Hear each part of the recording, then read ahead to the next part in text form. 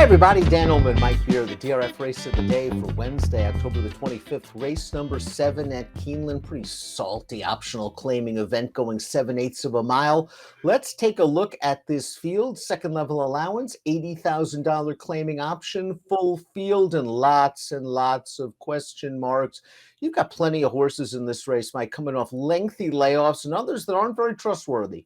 Yeah, it's really hard to find anybody that you could really trust, especially at a short price. I think you really got to wait and see how they bet this race.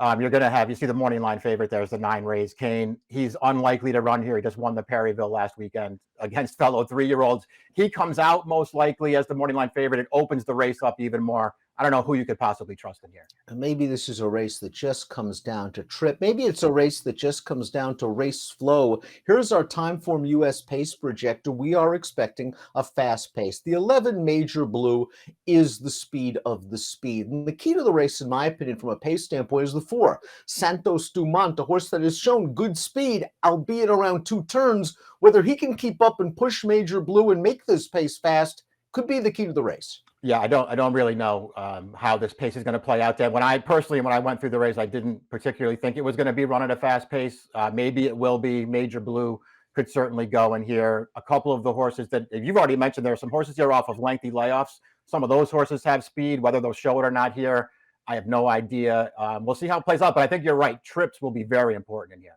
The number 1 Vittorio, just on form, looks perfectly fine. He has plenty of fast back races. He's hit the board in his last, 5 outings. The problem is he's been stuck in this second level allowance condition for a year and a half. Here's his most recent start at Belmont at the Big A. He's going to get wired by a pretty solid horse, Durante, but this has just been Vittorio recently. He finds one better, second again at a short price here. Second is the beaten favorite before that. Third at 4 to 5 before that. Yeah, I mean, it's all right there on the paper that you have if you're looking at the form, Dan. This horse has races that are fast enough to make him really, really tough in here. He never wins. He's chasing a sharp horse in this race. That's the 4th win in a row for Durante, who wired that field. Then he came back and he ran well again out of that race. So maybe that's something to hang your hat on. But he's one of the horses that we were sort of talking about in the open. How do you trust this horse? We're coming up on the 2-year anniversary of his most recent win, Dan. He's run fine in several races since then, but he doesn't get there. Now, you're right. The horse that beat him, Durante, is sharp. He did come back, ran a good second with an 89 buyer. Vittorio blinkers off after a little bit of an experiment for Bill Mott, trying to just do something to spark some sort of improvement and get this horse to the winner's circle finally. Fan Club is the number 2. We haven't seen him in 8 months. He returns as a new gelding. He returns sprinting. Before the layoff, he'd been plying his trade mostly around 2 turns. Yeah, I think he sprinted once in his career. That was in his career debut. It's all been, a mile or longer since then. And I just take it as kind of a bad sign. It kind of feels like a bad claim so far for these owners anyway. It's a new trainer now. We'll see what they can get out of this horse. He was pretty good early last year for Brad Cox. He won 2 races in a row at Oaklawn, and then 2 races later, he's in for 50. I mean, I think that's a bad sign. These owners wound up with him. He hasn't really run that well for them. Perhaps they're using this race as a springboard to something longer down the road. He ran well going a 1-turn mile 2 starts back at Churchill Downs, but that race was slow, about 20 points below this buyer par. Nighttime is the number 3, and this horse looks like he's in really good form. Claimed by a very shrewd outfit, 2 starts back out of an effort that might have been a little bit better than it looks at Saratoga on the dirt. It was his first race off a lengthy layoff. I thought speed did well that day, and he rallied from well off the pace. And last time out at Prescott Downs, he was pretty sharp again to run 3rd in a slow-paced race. Yeah, I thought he ran pretty well at Saratoga, too, off the layoff. I mean, there was never a real threat in there, but first start back, I thought that field was probably better than this one.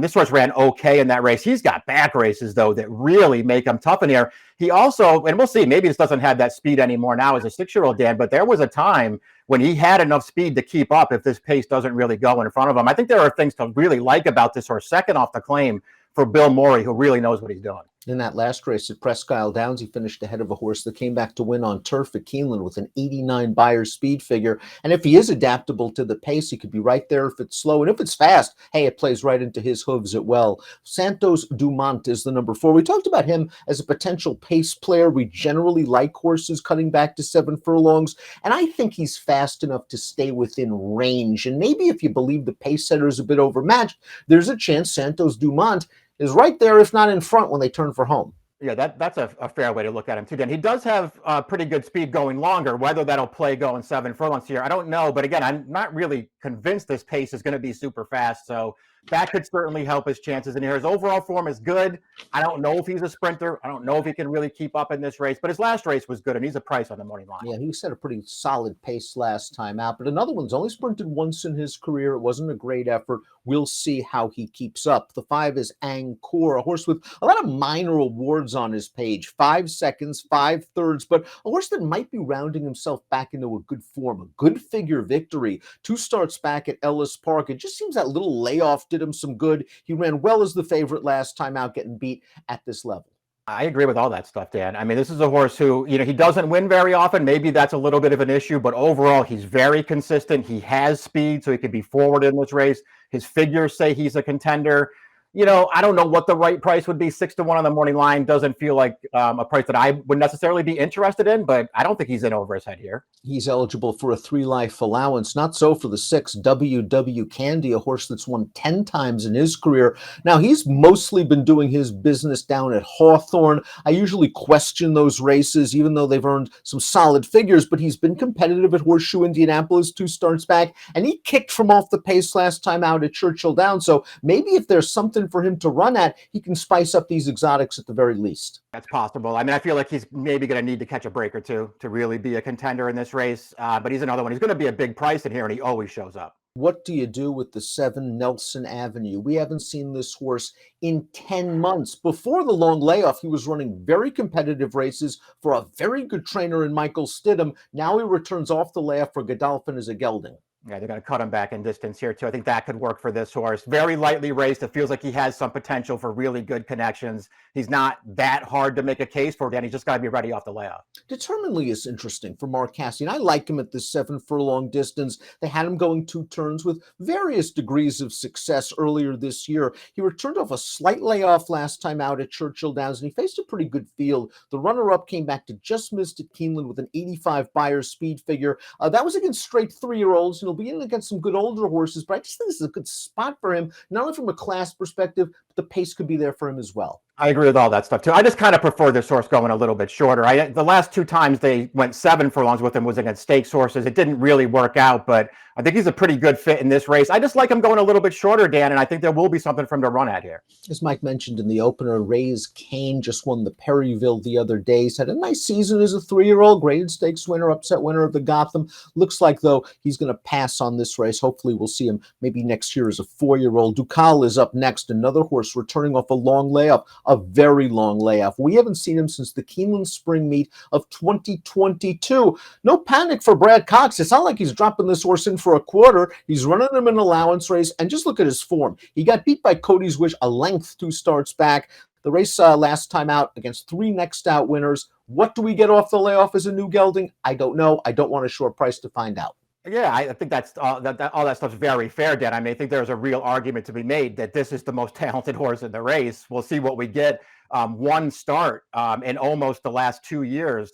So, we'll see where he is as far as form goes. The talent is really hard to question. Wayne Lucas had a great Saratoga meet. One of his winners was the 11 Major Blue, who was a pace-setting winner over a muddy track 2 starts back against fellow 3-year-olds. That was a $75,000 claiming race, but he showed what he can do going 7/8 when he's able to get at least a little bit of a breather. Now, last time out, he was hooked up on the pace. He got caught up in a duel. He tired. One of the also-rans did come back to win with an 82 Beyer. There is at least a chance that the Timeform US pace projector is wrong. He gets to the lead, backs down the fractions, and all of a sudden, at a price, you got Lucas on the lead. Yeah, that's true. I mean, I feel like that's kind of, if you want to bet him in here at a big price, that's kind of how you have to look at it. He's just going to be able to clear off here, and maybe he's catching some of these other horses at the right time.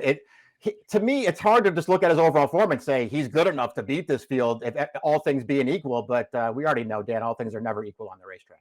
Horses coming off long layoffs in this race. At least the 12 Condemn has a race off the long layoff, and it was a pretty good one. We're going to take a look at this race at Horseshoe Indianapolis. It is his first start in over a year. He sat up close to a nice moderate pace, and Mike, maybe he just feels the effects of this long layoff in the final 16s when failing to seal the deal.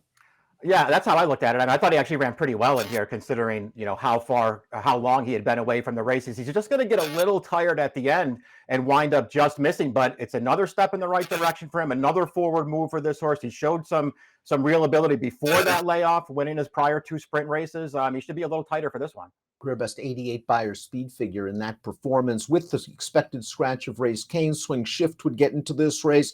Another horse, though, coming off of a lengthy layoff, tough post position. Yeah, I sort of like the other AE. If one of these 2 horses wound up getting in, I don't know if I would bet either one of them, Dan, but I preferred the 14 to the 13. Before we get to our top selections, please click the subscribe button on the Daily Racing Form YouTube channel for the latest DRF videos. Top pick time. I like where you're going in here, Mike. A horse that seems to be racing himself back into his best shape and might get a much better pace scenario than what he's seen in his first 2 starts of the form cycle. Nighttime's going to be a good price. Yeah, I just like this horse overall. Then I think he's actually pretty good, and his good race is going to give him a real chance in this field. I didn't really want any of the short prices in here. He's 20 to 1 on the line. I'll take my chances. Oh, Vittorio, are you going to do it again to me? If nothing but a bridesmaid in his last 5 or 6 races. Nothing but a bridesmaid for over a year now. Maybe he's just found the right field, catching horses off long layoffs. To be honest with you, I wouldn't take anything less than 9 to 2, and I have a feeling he's going to be shorter after the scratch. 3-1-12-8 for Mike, 1-10-7-8 for me in our Wednesday race of the day. Good luck.